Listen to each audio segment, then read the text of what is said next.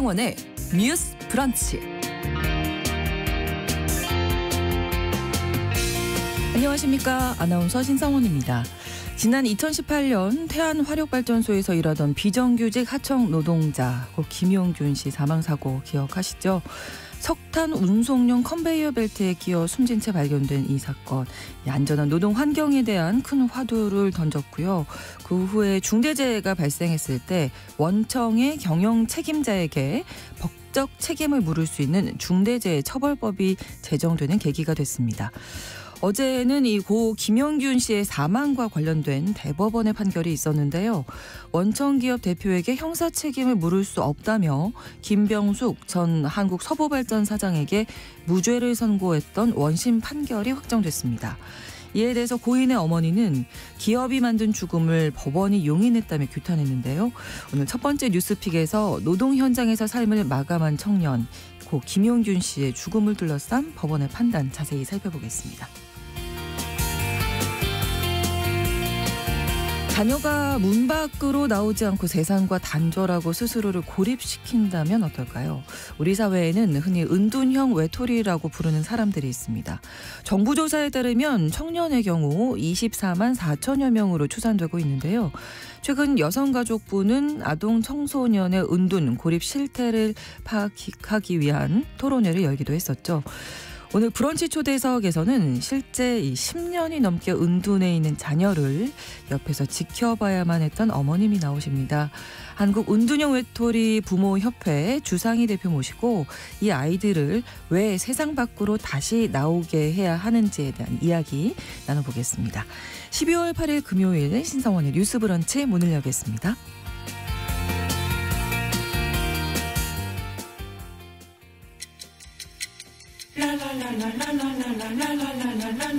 듣고 공감하고 진단합니다.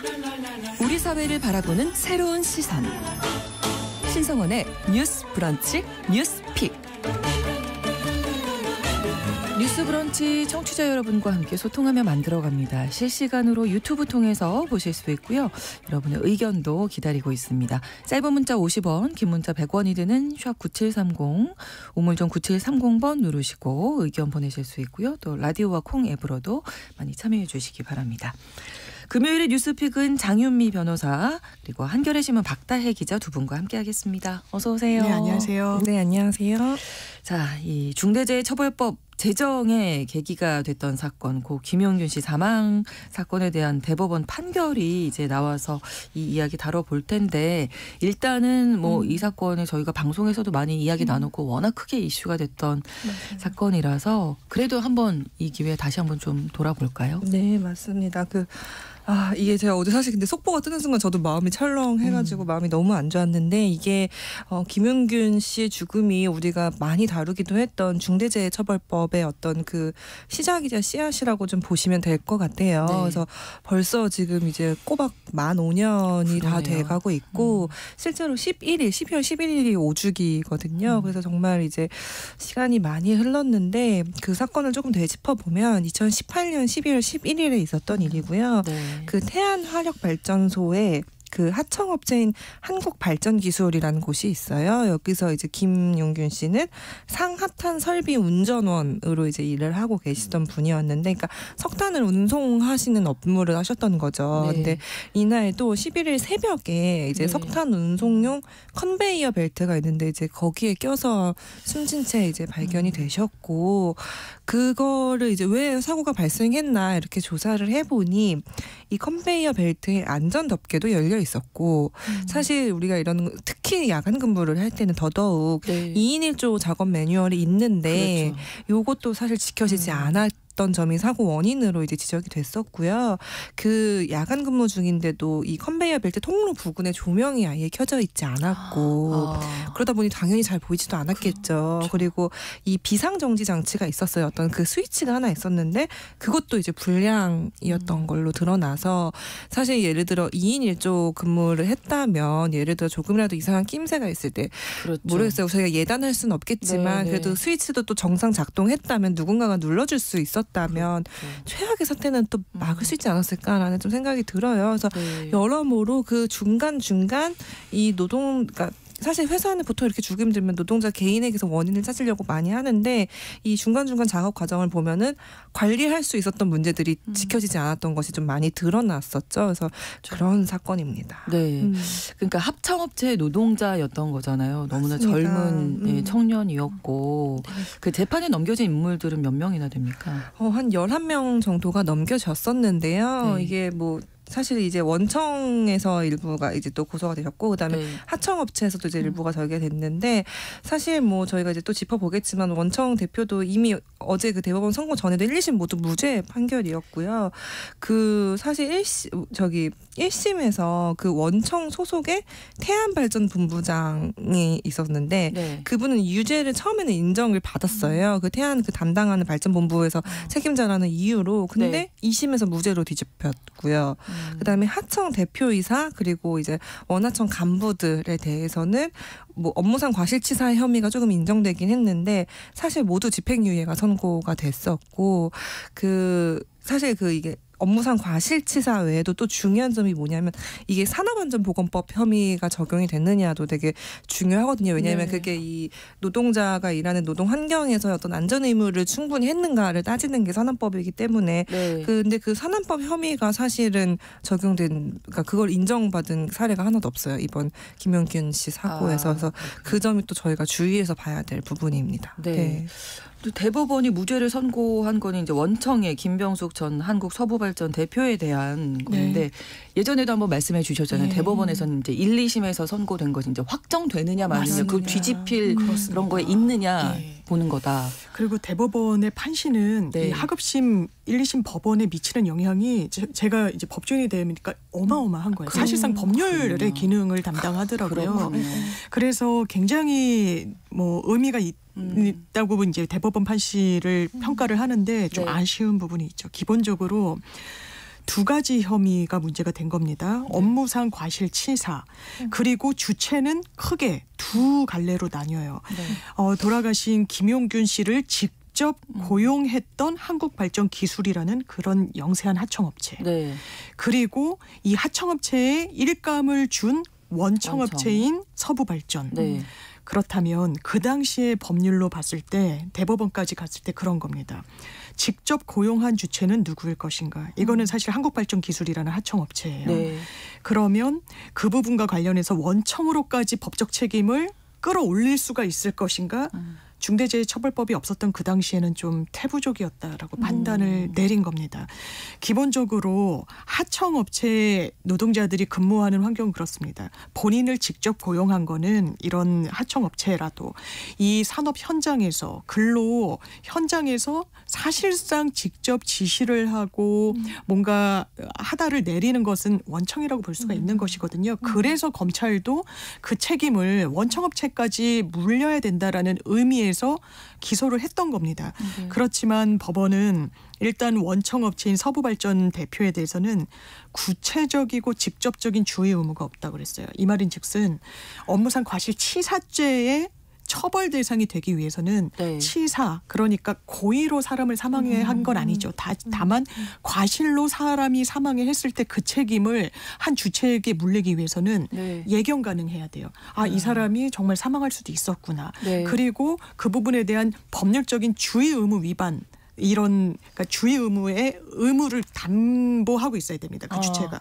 그런데 법원이 봤을 때 최소한 원청 대표한테는 네. 구체적이고 직접적으로 주의 의무가 있다라고 그런 의무를 다해야 된다라고 보기 어렵다는 거예요. 원청에 대해서는. 그렇지만 하청은 직접 고용을 했기 때문에 더 붙어있는 부분이 있죠. 법적 책임을 그래서 물렸지만 사실 그것도 1심보다 2심에서 이 집행유예 양형도 좀 줄어든 측면이 있거든요. 이게 너무 법리적으로 봤을 때 이걸 좀 문턱을 넘지 못해서 또 그래서 중대재해처벌법이 나왔던 그런 맥락이 있는 것 같습니다. 그러니까 이게 그 이후에 중대재해처벌법이 만들어졌고 지금의 분위기는 약간 이제 인정이 되는 거잖아요. 원청의 이제 대표에게도. 맞습니다. 근데 그 전에 일어난 사건이기 때문에 소급해서 적용이 안 된 측면이 있고 그런 부분이 있습니다. 예. 다른 관계자들, 나머지 관계자들은 어떻게? 그래서 아까 짚어주신 대로요. 원청에 소속된 이른바 책임자들 아까 사장 무죄 받았다고 서부발전 대표 무죄 받았다고 말씀드렸고 본부장, 계전, 차장 싹 다 무죄를 받았습니다. 그리고 산업안전보건법도 적용이 되는데 실질적인 김용균 씨와의 글로 어떤 고용관계가 인정되지 않는다는 이유에서 이 원청들은 다 법적으로는 면죄부를 받게 됐고요. 하청업체 대표는 1심에서는 징역 1년 6월에 집행유예 2년이 나왔습니다. 근데 항소심에서는 그 부분도 감형이 돼서 금고 1년에 집행유예 2년. 징역형이 금고형보다 더 강한 처벌이거든요. 왜냐하면 노역을 강제하기 때문에. 그런데 그 부분도 양형에 있어서는 좀 낮아진 측면이 있어서 실질적으로 실형을 선고받거나 이런 책임자는 단 한 명도 없었습니다. 그렇군요. 박대희 기자님 어떻게 보세요? 이 판결에 대해서? 저 너무 안타깝습니다. 제가 약간 저는 이제 법을 전공한 사람은 아니기 때문에 늘 재판부의 이제 아쉬운 판결을 볼 때마다 어쨌든 어떤 시대의 흐름이나 또 이제 사실 김용균 씨 사망 이후에 우리가 이 중대재해법이나 산안법을 좀 강화하면서 원청의 책임을 좀 더 적극적으로 얘기하자라는 어떤 사회적 분위기도 이미 형성이 됐고 사실 더 안타까운 건 김용균 씨 죽음 이후에도 수많은 청년 노동자들이 죽었거든요. 그 노동 현장에서. 그러니까 그런 것들을 반영해서 조금 법원의 판결도 조금 적극적이면 얼마나 좋을까라는 생각을 되게 많이 하게 돼요. 근데 이제 또 막상 이제 법 관계자 분들의 이제 말씀을 들어보면은 사실 그게 정말 법은 명확하게 뭐 판례가 있고 그거를 정말 엄격하게 따지기 때문에 사실 일반 시민들이 보기엔 되게 보수적으로 느껴질 수밖에 없다라고 또 이제 말씀을 하시긴 하는데 저는 그럼에도 불구하고 너무 아쉬운 판결이라고 생각을 합니다. 왜냐하면은 저희가 구의역 김군 아실 거예요. 그분도 이제 지하철역 스크린 도어를 고치다가 이제 그 현장에서 돌아가셨던 분인데 그분도 하청업체 노동자였어요. 하청업체 노동자고 그 원청이라고 부르는 곳은 지금 이제 서울교통공사라고 얘기하는 서울 메트로예요. 근데 그때 당시 법원이 서울 그 교통공사 대표이사의 업무상 과실치사죄를 인정했어요. 인정하고 벌금 1,000만 원을 이제 선고를 했는데 이거는 사실 그 김용균 씨 사망 이전에 벌어진 일이고 당시 법원은 또 이렇게 밝혔어요. 이 원청 대표이사는 하청업체를 그냥 무작정 이제 신뢰할 것이 아니라 이걸 관리하고 감독할 직접적이고 구체적인 주의 의무가 있다라고 또 판시를 했어요. 그래서 이런 판례까지 조금 더 적극적으로 좀 고려해야 할 수는 없었나라는 그런 아쉬움이 있고요. 그 김용균 씨 사망 사고 이후에 그 국무총리실 소속으로 특별조사위원회가 꾸려졌어요. 그래서 이게 왜 이렇게 발생했는지 진상조사를 한 적이 있는데 그때 그 조사 결과를 발표하면서 특조위가 밝힌 게 가장 큰 사고의 근본 원인은 원하청 구조에 있다. 원청하청 구조에 있다.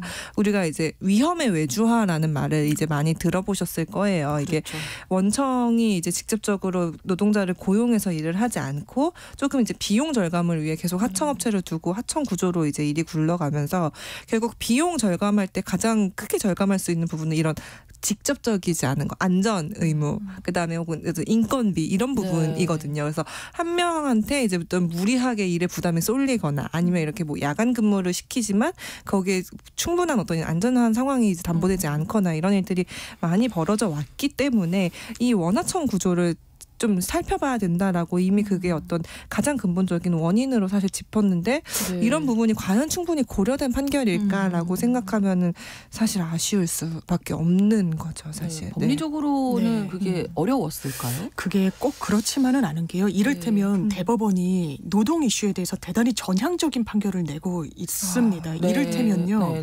불법 파업을 했다. 이제 이 불법 파업이 당연히 폭력이 수반되면 그거는 면죄부가 되지 않는데요. 지금 노동조합법에 따르면 하청업체는 교섭권 자체가 없어요. 아예 원청에 대해서 본인의 근로조건을 요구할 수가 없습니다. 무조건 파업을 하면 그냥 불법이에요. 그런 맥락이 있기 때문에 이를테면 손해배상 청구를 한다. 불법 파업이면 할 수 있습니다. 지금은 하청업체는 교섭권이 없으니까 할 수 있어요. 그런데 막 400억, 500억씩 하잖아요. 근데 이게 어떤 구조냐면요. 부진적 연대 책임이라고 해서 A, B가 이를테면 100억에 대해서 책임을 지면 A 한 명한테 100억 전액을 청구할 수 있는 겁니다. 나머지 A, B 사이에 그냥 구상의 문제만 남는 거예요. 분담의 문제만. 그래서 대법원이 현행 손해배상 책임을 물리는 소송 구조는 그렇게 돼 있는 건 맞아요. 그렇지만 한 명 한 명 선별해라라고 대법원이 판시를 했습니다. 그렇죠. 이를테면 네. 거기에 대해서 경영계는 비판이 많지만 그렇게 좀 전향적으로 이 노동 현장에 그리고 이 노동 파업의 맥락을 조금 헤아린 측면이 있는 거죠. 네. 그렇다면 이 그럼 이번 판결에서도 이 대법원 판결도 그렇습니다. 전향적으로. 왜냐하면 아까도 짚어주신 대로 구의역 사고에 대해서는 예, 예. 직접적인 구체적인 의무가 있었다라고도 판시한 바도 있거든요. 그게 먼저 일어난 사건임에도 맞습니다. 불구하고 그렇다면 좀 적극적으로 이 맥락을 파악해줬으면 더 좋았겠다라는 좋았겠다. 아쉬움이 남습니다. 그 사실 어젠가 그젠가요? 그 정부가 자살률 줄이겠다는 네. 발표를 했잖아요. 그래서 정신건강 의무를 네. 우리가 조금 더 국가 책임으로 보겠다라고 얘기를 했는데 사실 이것도 노동자들이 사실 일하면서 죽는다는 거는 정말 그렇죠. 정말 저희가 막아야 되는 상황이거든요. 근데 또 반복이 되고 있고 그래서 너무 그런 점에서 너무 아쉽습니다. 그렇습니다. 네. 어제 또 이 김용균 씨 어머니시죠. 김미숙 네. 씨가 또 어떤 심정이셨을까. 예. 네. 너무 이야기를 하셨더라고요. 많이 맞습니다. 아쉬움을 얘기하셨죠. 네, 아쉽죠. 그 사실 그 대법관이 그 기각한다고 이제 말을 하는 순간 주저앉으셨다고 해요. 그리고 이제 왜 법정이 이러냐, 힘없는 약자들을 왜 보호해주지 못하냐라고 이제 좀 이제 우려를 하시면서 이제 좀 무너지셨다고 하는데 사실 그 어머님께서 그 이후에 이제 사고 이후에 김용균 재단을 만들어서 정말 이 노동자의 안전, 생명 안전을 위해서 정말 엄청 그 시민운동가가 돼서 정말 오랫동안 싸워 오셨거든요. 그래서 또 2021년에 평택항에서 이제 이선호 씨가 돌아가신 적. 그분도 이제 그 젊은 노동자였고 사실 그분은 아르바이트를 하러 왔다가 그 안전조치 의무를 지키지 않은 것 때문에 이제 사실 깔려서 돌아가셨는데 그때 이선호 씨의 아버님이랑 이제 한번 이제 두 분이 만나시는 걸 제가 한번 인터뷰를 하러 간 적이 있었는데 그때도 되게 많이 답답함 사실 호소하셨거든요. 그래서 근데 워낙 그 또 어머님께서 목소리를 내주신 덕에 그동안 그 산업안전보건법도 조금 더 원청의 책임을 조금 명시하는 것으로 좀 강화가 됐고 중대재해처벌법도 이제 그렇죠. 사실 사람들이 이제 조금 부족하다고 얘기를 하지만 어쨌든 명시적으로 생겼고 이렇게 좀 계속 활동을 해주고 계셔서 어제도 너무 마음이 아프셨겠죠. 마음 아프셨지만 또 이제 김용균 재단에서 또 하는 것이 이제 생명안전기본법이라고 해서 이렇게 또 이제 노동 현장에서 더 이상의 희생자가 생기지 않도록 하는 그 입법을 위해 또 힘쓰고 계시거든요. 근데 그 힘으로 나아가시겠지만 전 너무 씁쓸하더라고요. 그 김용균 씨의 죽음 때문에 이렇게 법 강화가 이뤄졌는데 저도 그 부분이 정작 당사자는 지금 그거를 적용받지 못했다는 것이 좀 너무 안타깝습니다. 그 마음을 좀 어떻게 헤아릴까요? 저는 상상도 못할 것 같아요. 그냥 어머니셨는데 그렇죠. 노동 운동을 하게 되신 거잖아요. 그렇죠. 투사가 되신 거죠. 예. 이 자식의 죽음 이후에 본인의 선택지가 없었을 거라는 생각이 좀 들고요. 그런 것 같습니다. 일단 이런 식의 판시가 굳어지면요. 그리고 법적으로 보완되지 않으면요. 원청 입장에선 그런 거예요. 우리한테 직접 고용하지 않았다는 이유로 사실 법적 책임을 물리지 않네. 구체적이고 직접적인 책임은 없다라고 하네. 그럼 하청을 끼고 모든 위험한 산업 현장의 업무는 하청에 미룰 수밖에 없습니다. 그러니까 위험에 외주하라는 이야기가 나오는데 지금 영세업체 사장만 처벌을 받는 거예요. 이를테면. 그러면 자본과 어떤 능력과 이런 부분이 원청에게 있을 것인가 하청에게 있을 것인가 원청에게 있는 겁니다. 이 산업은 원청에 발주한 그런 업무들인 거예요. 그렇다면 법적 책임을 누구에게 좀 더 강화시켜야 노동 현장의 안정성이 담보될 것인가? 그건 원청이에요. 그런 문제의식에서 나온 게 중대재해처벌법인데 유예하겠다, 미루겠다라고 정치권에서 이야기가 나온 건 상당히 좀 아쉽죠. 그렇습니다. 노동계의 목소리도 있었는데요. 노동계에선 이 부분이 바로 중대재해처벌법이 필요했던 아주 이 상징적인 모습을 보여준다라는 취지인 겁니다. 왜냐하면 원청이 책임지지 않으면 누구한테 책임지어야 됩니까? 중대재해처벌법은요. 기본적으로 사후 발생한 사고에 대해서 원청 책임을 직접적으로 물리는 게 아닙니다. 사망사고나 아주 장기간 그 가료를 요하는 상해 사고가 발생했을 때 안전 의무를 과연 다 했냐고 묻는 그런 법률인 거예요. 그렇기 때문에 이런 안전의 공백을 막기 위해서 됐는데 다시 이거는 국민의힘도 마찬가지고 민주당도 조건부로 유예하겠다는 취지의 언급을 하고 있기 때문에요. 노동계에서는 상당히 또 이번 판결을 계기로 반발하고 있습니다. 네. 그리고 아까도 그 김용균 씨 사건 다시 한번 이제 짚어주시면서 2인 1조가 지켜지지 않았고 하는데 최근에 저희가 전해드렸던 여러 가지 사건 사고에서 비슷한 모습이 지금 5년 지났다고 말씀해 주셨는데 여전히 반복되고 있다. 바뀌지 법까지 않죠. 마련이 됐음에도 불구하고 네, 여전히 네. 안전하지 못하구나 이런 생각이 좀 들어서요. 네, 최근에 사고가 있었죠. 오티스 엘리베이터에서 네. 지난 6월에 발생한 사고인데요. 20대 분이 이제 또 홀로 근무하다가 추락을 하셔가지고 이제 돌아가셨고 7층 높이에서 떨어지셨다고 해요. 근데 이제 엘리베이터 역시도 말씀해주신 대로 2인 1조 작업을 하는 것이 원칙이었는데 그게 안 된 상황이었고 그래서 홀로 이제 하시다가 사실 너무 안타까운 게 사고 직전에 동료한테 이제 혼자 작업하기 힘드니까 좀 도와달라 이렇게 문자 메시지를 보냈는데 그거를 받고 이제 동료가 이제 도착했을 때 이미 이제 추락하신 상태였고 그래서 지금 아마 이제 그 중대재해처벌법이나 산업안전보건법 위반을 했는지 이제 조사를 하고 있는 중일 텐데 안타깝죠. 그 이후에 계속해서 이렇게 노동자들이 돌아가신다는 게 그것도 그러니까요. 제가 사실 이번에 또 이제 기사를 읽으면서 그 오주기 추모제를 지낸 사진을 보면서 김용균 씨 얼굴을 한 번 다시 봤는데 너무 뽀얀 거예요. 네. 그래서 너무 마음이 아프더라고요. 너무 뽀예요 진짜. 네. 우리 청년들이 이렇게 네. 일터에서 희생돼서는 안 될 것 같고요. 네. 정말 우리 사회에 큰 화두를 던졌던 그 김용균 씨 사건은 어쨌든 이제 대법원 판결이 났기 네. 때문에 법적으로는 끝났는데 계속 네. 이 이야기는 계속 되겠죠. 그렇죠. 정말 ING형이다. 현재 진행형이다. 이런 생각이 들고요. 네. 그러면 중대재해처벌법이 도입되고 나서 뭔가 대단히 전향적인 변화가 있었는지 꼭 그렇지도 않습니다. 기소를 하더라도요. 실형 선고되는 경우는 거의 없습니다. 거의 전수조사를 하더라도 한 건인가 밖에 되지 않고요. 그렇군요. 그리고 거의 벌금이나 이제 집행유예 정도로 마무리가 돼서 이게 현실적으로 정말 이런 유사한 사안을 막을 정도의 어떤 법률로서 제대로 기능하고 있느냐에 대한 문제 제기도 상당히 많이 나오고 있는 상황입니다. 그렇습니다. 자, 김용균 씨 사건에 네. 대한 대법 무죄 판결이 네. 나서 이 이야기. 예. 네. 그 김용균 사망 사고 진상 결과 종합 보고서가 있어요. 네. 근데 거기서 제가 하나 인용해서 말씀을 드리고 싶은 문장이 있는데 네. 그때 당시 종합 보고서가 이 원인을 어떻게 지목을 했냐면 발전 설비의 정비 및 운전 시장에 진입한 민간 업체들은 미숙련 상태의 청년 노동자를 대거 고용해서 임금 비용을 낮추고 이를 통해 높은 수익을 올렸다. 그리고 3년 단위의 단기 도급 계약으로 노동자들을 불안정한 고용 상태에 빠뜨렸고 안전을 무시한 운영으로 위험에 노출시켰다. 이미 이렇게 지적을 했거든요.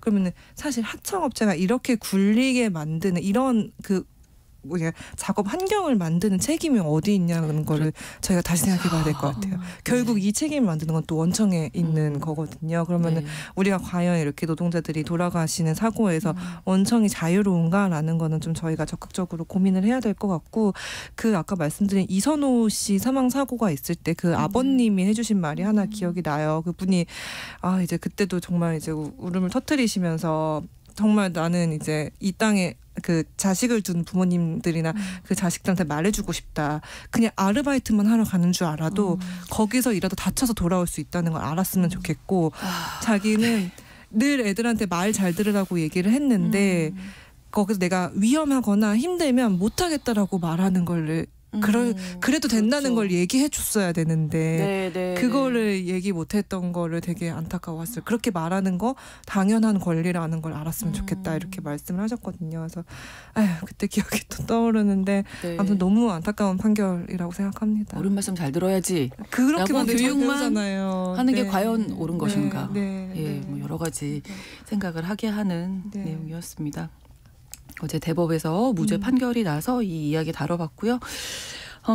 두 번째 뉴스픽에서는 정부가 의과대학 정원 증원하겠다고 발표한 이후에 지금 전국 대학을 대상으로 수요 조사까지 끝난 상황인데 향후 증원이 최종 결정되기까지 의료계와의 갈등이 클 것이다 예상이 되고 있는 상황입니다. 의료계가 이제 총파업 결정을 위한 투표까지 들어간다고 하는데 이 이야기 잠시 후에 계속 나눠보도록 하겠습니다. 11시 30분부터 일부 지역에서는 해당 지역 방송 보내드리겠습니다.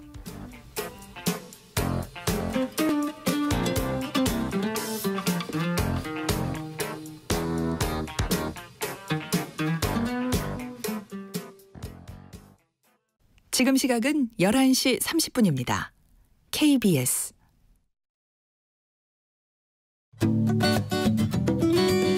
여러분은 지금 KBS 1라디오 신성원의 뉴스 브런치를 함께하고 계십니다. 네, 의대 정원 증원 관련해서 의료계에서 지금 총파업 결정을 위한 투표에 들어간다고 하고 용산에서도 1인 시위를 진행했었는데요. 전체적인 내용 박다혜 기자님 정리 좀 해주실까요? 네, 지금 의대 정원 얘기가 계속해서 정부가 좀 밀어붙이고 있었고요. 근데 이제 당연히 이제 의협은 꾸준히 의대 정원 목소리를 반대를 내왔기 때문에 지금 약간 갈등이 좀 계속되고 있는 상황이고요. 그 의대 증원을 철회하라면서 사실 지금 철야 시위까지 하고 있는 상황입니다. 그래서 정부는 근데 일단은 이전처럼 이제 2020년에도 한번 이제 시도를 했다가 물러난 경험이 있는데 그렇게는 하지 않겠다라고 하면서 이제 지금 의협이 이제 총파업 찬반 투표로 들어가고 17일에 총걸기 대회를 연다고 하거든요. 근데 이제 거기에 참여할까 말까를 두고 사실 이제 의료계 내부에서도 좀 고민이 있는 것 같아요. 왜냐하면 의협이 가장 목소리를 크는 이제 대표적인 의사 단체이긴 하지만 그 전부를 대표하는 건 아니기도 하고 내부에서 좀 의견이 갈리기도 하고 약간 젊은 전공의 분들은 또 의견이 다르기 때문에 그런 조율 과정에 지금 들어가고 있는 것 같습니다. 또 한 가지가 의협의 의료정책연구원장의 글이 그게 논란이 되고 있는데요. 두 가지가 있는데 한 가지는 소아과 오픈런에 대한 얘기였고 또 한 가지는 응급실 뺑뺑이. 저희가 이 이야기는 정말 올 한 해 많이 다루기는 했었는데 어떤 글인지 논란이 되는 부분 장윤미 변호사님 좀 말씀해 주시면. 기존은 의대 정원을 확대할 필요가 없다라고 이야기를 하면서 현행 이제 의료 체계의 문제점을 이제 의료인으로서 제기를 한 건데요. 좀 논란이 되고 있는 부분이 좀 있습니다. 이를테면 이른바 응급실 뺑뺑이 관련해서는요. 이게 법이 바뀐 게 문제다라는 진단을 하고 있는데요. 법이 어떻게 바뀐 부분을 문제 삼고 있냐면 과거에는 투트랙이었어요. 응급 환자를 처리하는 데 있어서 신고 체계가 두 개였습니다. 하나는 응급콜 1339 그리고 하나는 우리가 많이 알고 있는 119예요.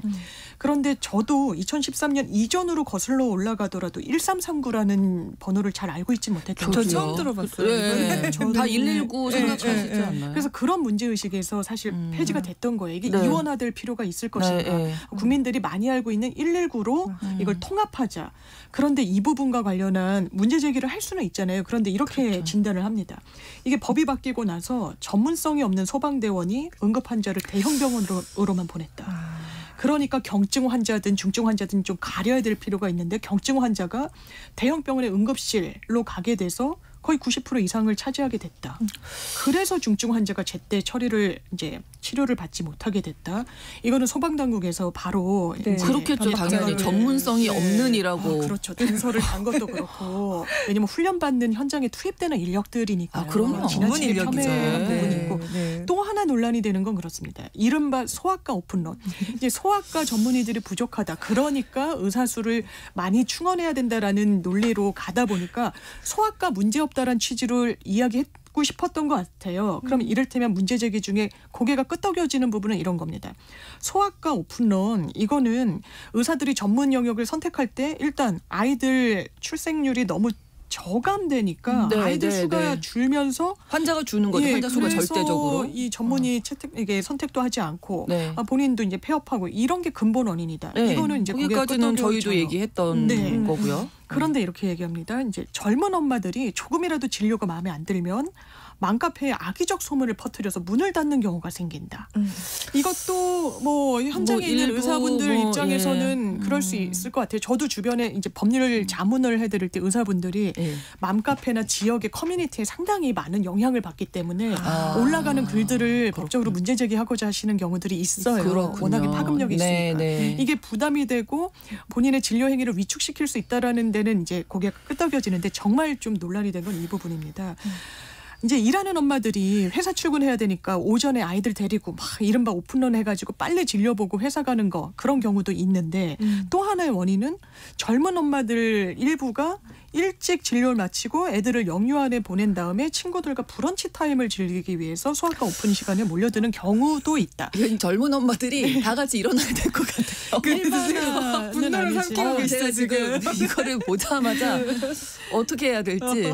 그래서 결론은 이 소아과 오픈런이 아침에만 오픈런, 낮에는 텅텅 이런 건데 이 원인에 대해서 낮에 가도 사람 엄청 많던데 엄청 요즘에 많죠. 진짜 독감 환자도 많고 그래서 맞아요. 이게 이렇게 뭐 브런치 애가 아픈데 지금 브런치 타임을 하는 어머님들이 그렇게 정말. 많으실 거예요. 제가 너무 또 사적으로 네, 이렇게 아니 너무 분개할 것 같아서 여기까지만 네, 하겠습니다. 아니 정말 근데 분노하실 만한 발언이죠. 네. 왜 이렇게 말씀을 하신 걸까? 아, 근데 저는 그 말씀드린 의협이 의료계 전부를 대표하지는 않습니다만 네.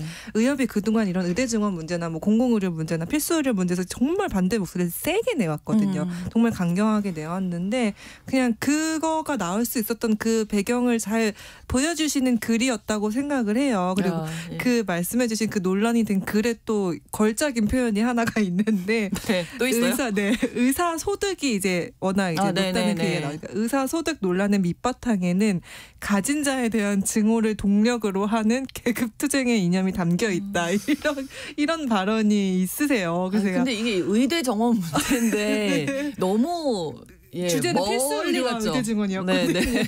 근데 그래서 이런 이제 발언을 하는 뭐 그런 거를 보고 아 그냥 그러니까 일부 이렇게 반대를 하시는 분들의 어떤 이 기저에는 정말 네. 이런 어떻게 보면 선민의식에 가까운 의식이죠. 이런 게 깔려 있구나라는 거가 좀 적나라하게 드러난 거 아닌가라는 생각이 들고 사실 의협은 특히 이제 의협 같은 경우에는 의대 증원을 한다고 해서 필수 의료 문제가 해결되는 게 아니다라는 걸 계속 주장을 하거든요. 근데 저는 아쉬운 건 그렇다면 의협은 왜냐하면 말씀해 주신 대로 지금 사실 소아과도 계속 미달이 나는 상황이고요. 네, 그러니까 네. 주로 소아과, 지금 산부인과 네, 예. 계속 저기였고 실제로 소아청소년과도 올해 이제 그 전공의 이걸 받았을 때 네. 서울 시내 소위 말하는 빅5 병원 중에 이제 서울 아산병원을 제외하고는 미달이거든요. 거의 그렇군요. 없거든요. 지원자가.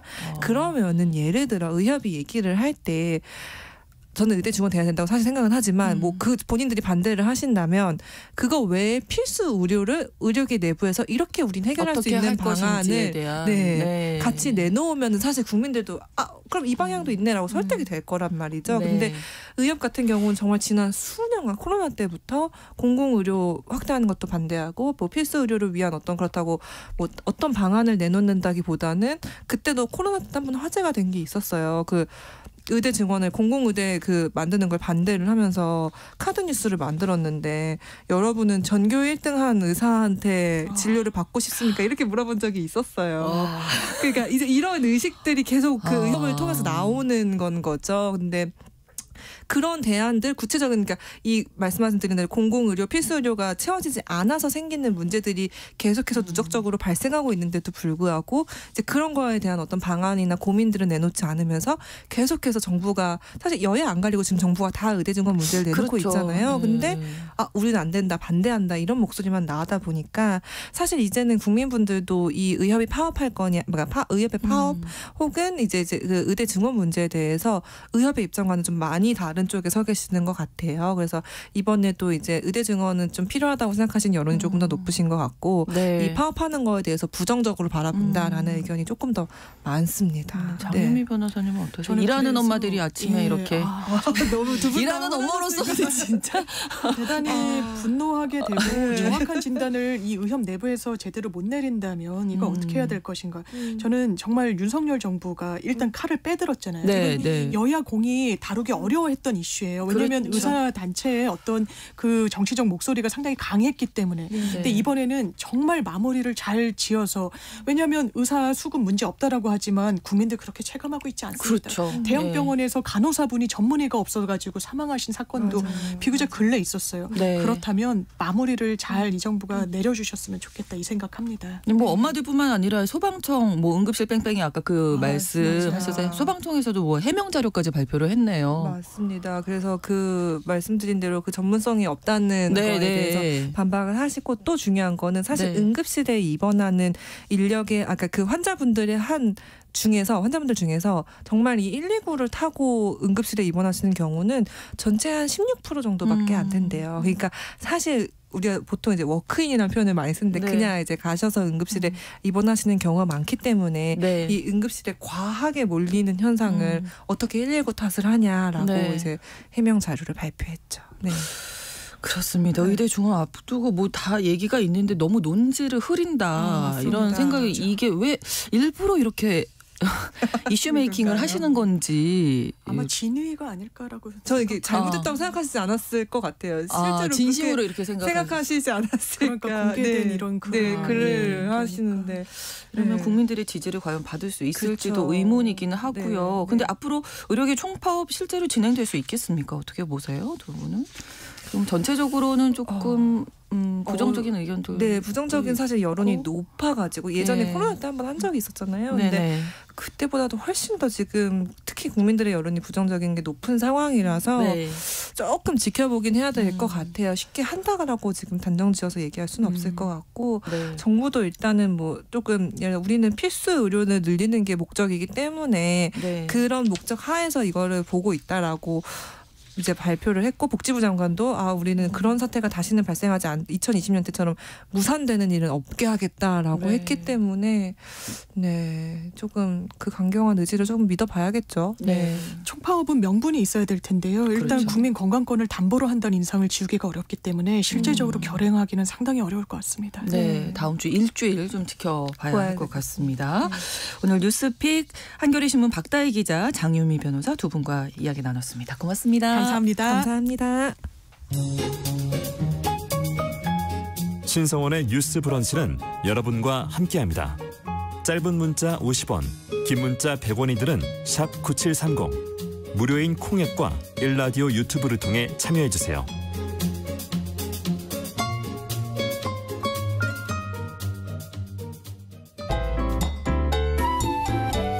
오늘의 인물을 만나봅니다.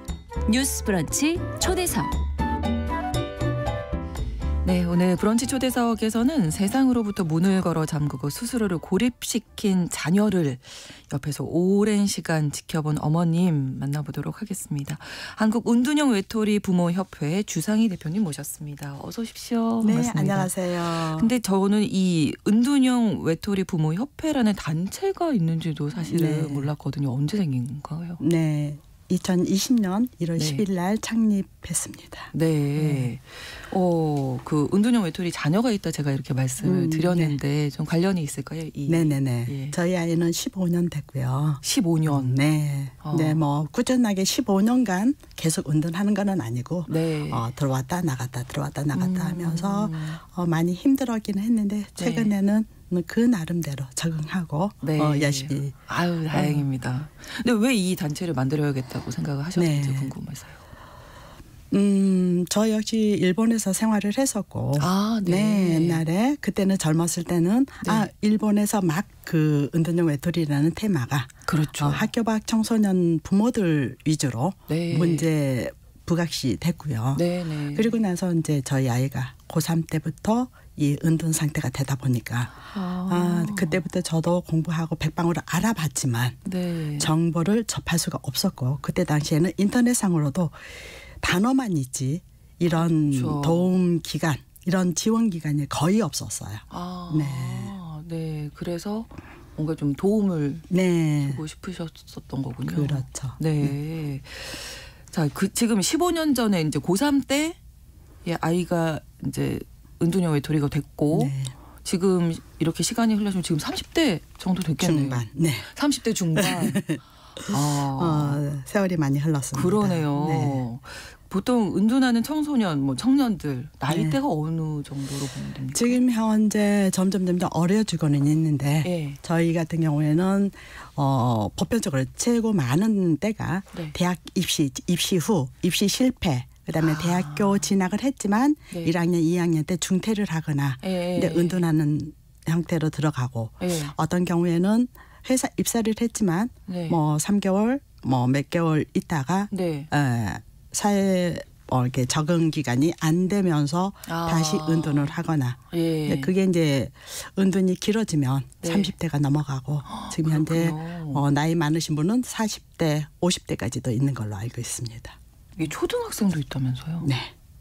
가장 어린 친구는 친구들은 보통 4학년, 5학년, 6학년 사춘기가 시작되면서 네. 여자아이들 같은 경우에 친구들하고 사이에서 어떤 그 왕따, 은따 이런 문제로 따돌림 문제. 네. 그러면서 자기를 표현할 수 없었고 네.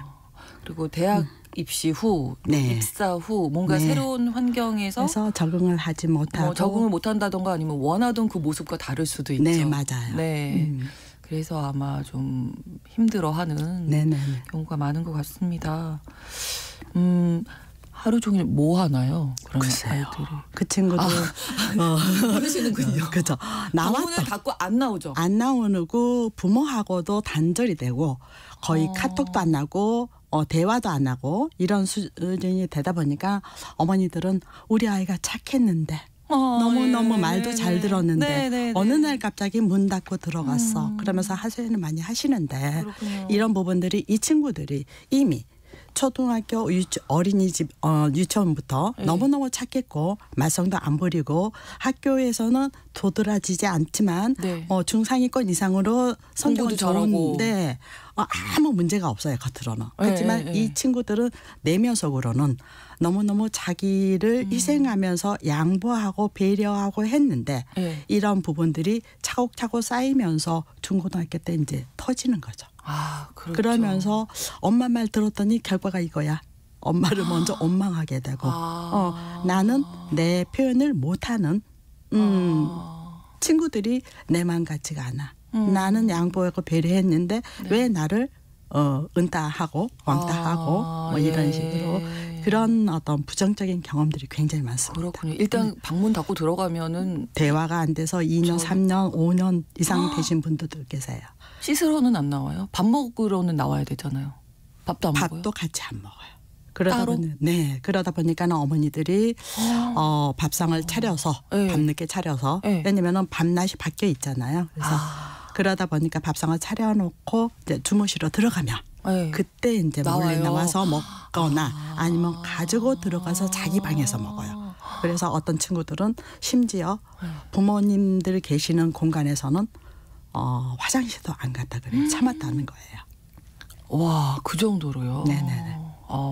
네. 내가 착한 아들, 착한 딸로 있었는데 에이. 결과가 이거야. 제일 먼저 이제 부모님 얼굴도 보기 그렇죠. 싫은 거군요. 아니 그러면 글쎄요, 이 은둔을 하는 뭐 아이들도 있을 거고 청년들도 있을 텐데 네. 특징이라고 뭐 좀 정리할 수 있을까요? 정리라고는 할 각자 거는 없지만 다 달라요. 달라요. 아이들마다 다 다르는데 양상도 다르고 그다음에 원인도 다르고 하는데 네. 이제 그런 모습들이 이제 부모하고 소통이 이제 단절이 되면서 네. 그만큼 또 부모들도 괴로워하고 그러니까요. 내가 잘못됐나, 잘못 키웠나, 이런 자책감. 가장 먼저는 어머님들이 아마 내가 그때 이러지 말 걸 뭐 이런 네. 생각도 하지 자책도 하시고 네. 죄책감도 많이 네. 드실 것 같아서 더 힘드실 것 같은데 사실은 사회적 인식도 은둔형 외톨이에 대해서 별로 없기 때문에 네, 맞아요. 좀 정확한 실태도 잘 모르고 이런 정도를 방문 듣고 들어온 이런 정도를 은둔형 외톨이로 봐야 되나 아마 정보가 전혀 없으실 것 같아서 그 부분도 네. 답답하실 것 같고 이런 모든 과정을 바라보시는 부모님의 심정은 어떠실까요? 나왔다 들어갔다 아까 한다고 네, 그래서 지상희 대표님 말씀하셔서 이제 조금이라도 희망이 보여서 방 밖으로 나와서 밥을 같이 먹기 시작을 했는데 이제 어머니들은 20대가 넘으면 마음이 급해져요. 그동안에 네가 잃어버린 1년, 2년 요거를 만회하기 위해서 또 자기도 모르게 푸시를 합니다. 일단 나왔는데 네네. 그때도 뭐 좀 해야지 뭐 돈 벌어야지 이제 네. 20대니까 네네네네. 뭐 그런 좀 말을 하면 안 되겠죠. 다시 들어가게 되는 그런 상황이니까 무조건 몇 년이라도 기다리셔라. 저는 그렇게 말씀드리고 싶어요. 근데 그게 쉽지는 않아요. 그게 너무너무 어렵죠. 대표님은 어떠셨어요? 저도 많이 실수를 했죠. 어떤 말에 다시 들어가던가요? 네, 저희 같은 경우는 2016년도에 K2 인터내셔널 코리아라는 일본 회사가 한국 지사격으로 비영리 민간단체가 있었어요. 그래서 인터넷 뒤져가지고 그 기간에 보냈는데 그 보내고 이제 됐구나 했는데 저희 아이가 네. 6개월 후에 마포대교 사건이 있었어요. 그래서 마포대교에서. 네, 그래서 더더군다나 그때부터 제가 정신을 차리고 다시 공부를 하자, 일부터 다시 하자 그렇게 해서 여러 가지 정보도 수집하고 그때부터 네. 뭐 활동가로 활동을 했다고 보시면 되고요. 네. 정식적으로 비영리 민간단체를 세우기가 2020년이고 그 다음부터는 저희가 조례라든가 법 만드는 그런 기관들 활동가라서 여러 영역에서 활동을 해서 지금은 전국적으로 조례가 지자체 조례가 네. 40군데가 넘어요. 은둔형 외톨이 청년들을 지원하는 네. 지원하는 거는 아니고 이제 네. 법을 먼저 만들어야 되기 때문에 네네. 지자체 조례를 먼저 만들었지만 예. 저희가 아주 초보적인 단계고요. 다행히도 광주광역시에 네. 2019년도 조례가 만들어지면서 네. 지금 현재 2년차 광주광역시 은둔형 외톨이 지원센터가 있습니다. 그렇군요. 전국적으로 유일하게 한 군데입니다. 지자체에서 일단 먼저 움직이고 네. 있군요. 근데 이 아이들을 사실은 뭐 정부에서도 찾아내고 좀 네. 밖으로 나올 수 있게 네. 도와야 되지 않겠습니까? 네. 그 이유가 있을 텐데요. 네. 네, 그래서 이 부분이 일본에서도 연구를 했지만 네. 1인당 어떤 우리 사회 기회 비용이라 그러죠. 네. 손실 비용이 1인당 15억 원이랍니다. 이렇게 은둔형 외톨이게 됐을 때. 네, 한 명이 됐을 때 만약에 이분들이 사회를 영원히 안 나오고 네. 어떤 국가의 시스템으로 케어를 받아야 되는 상황이 된다 그러면 네. 굉장히 어려운 시기인데 네. 그런 부분들을 국가에서 이미 계산을 해봤습니다. 그렇군요. 네. 네. 이게 방치하게 되면 더 어려운 상황으로 갈 수도 있어서. 네, 그래서 굉장히 그 부분이 어려운데 네. 초등학교, 중학교, 고등학교 요 사춘기 쪽에 네. 학교 다닐 때 이때 어떤 약간이라도 도움을 받거나 네. 사회가 아직 따뜻한 곳이구나 하는 그런 부분들이 있어야 되기 때문에 네, 많은 도움 기관이 필요하고요. 그래서 네. 여가부에서 움직이고 있고 내년도에는 11개 시도군구에서 시범 사업으로 시행하기로 하였습니다. 그렇군요. 사실 그 동안에도 이제 그 어떤 학생이 오랫동안 이제 한 10달 정도 상담을 받았는데 결국은 좀 안타까운 선택을 한 경우도 있었습니다. 네. 네, 어제 그제 제가 그 내용을 접했는데요. 너무너무 안타깝고요. 이제 그 상담하신 선생님이 이제 뭐 30몇 대라 그러면은 거의 9개월 정도 되는데 제가 봤을 때는 상담도 지금 현재 법에는 1년, 2년 뭐 이 정도 한다고 써져는 있어요. 네. 그렇지만은 위기 신호가 올 수도 있고요. 그렇죠. 네네. 최소한 2년 이상은 상담을 받아라. 저는 그렇게 권유를 하고 싶고요. 예. 네. 그 상담 선생님도 많이 힘드시겠네요. 네. 오랜 시간 봐왔던 아이라서 정부 조사에 따르니까 청년의 경우에 은둔형 외톨이가 24만 4천여 명으로 추산된다. 네. 근데 사실은 드러나지 않은 친구들도 많죠. 그렇겠죠. 네. 예. 그래서 나오지 않는 거니까. 네. 예.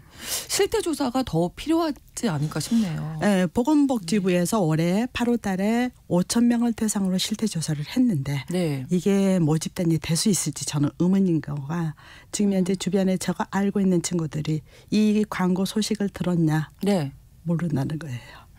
그러면은 방 안에 있는 친구들은 더더군다나 정보를 그동안에 3, 4년 동안에 어떤 약간의 그 민간 지원단체에서 활동을 했던 조금 나왔던 친구들의 얘기를 들어보면 그런 정보들이 별로 그 홍보가 널리 안 알려져서 모르겠다. 이런 부분들이 많죠. 네. 그럼 정부에서 어떤 노력을 해야 하고 지금 가장 필요한 건 어떤 겁니까? 가장 필요한 거는 은둔형 외톨이가 마치 어떤 다른 그 문제가 있는 사람처럼 비춰지면 안 되기 때문에 인식 개선하고 홍보 차원에서 여러 가지로 요즘에는 초등학교에서도 중학교에서도 그 생명 존중할 때도 캐릭터가 이쁘게 나와요. 그래서 그런 식으로 캐릭터화를 시켜서 이런 사람들도 아픈 사람이고 힘든 사람이지만 도와줘야 된다. 그렇게 하면서 충분히 회복할 수 있다는 그런 인식 개선 차원의 네. 홍보가 필요하다고 저는 생각을 합니다. 네, 그렇군요. 부모님들이 많이 힘드실 것 같다는 이야기 앞에서 나눴는데 네. 부모님들 사실 이제 사춘기 아이들이 사춘기 접어들고 하면 진짜 내 아이를 제일 모르는 게 부모라고 하더라고요. 어떻게 좀 말씀을 해주시는지 지금 경험도 그쵸. 있으시고 하니까 실질적인 조언을 많이 해주실 수 있을 것 같거든요. 네, 어릴 때는 내 아이가 공부 좀 잘해. 그리고는 두 번째는 조금 크다가 그래도 공부는 못해도 착해. 그런데 그렇죠. 세 번째는 내 아이는 그렇지만 착하지도 않더라. 이거를 점점 그러세요? 네네네 내려놔야 된다고 네네. 하는데 그 내려놓는 과정이 쉽지는 않고요.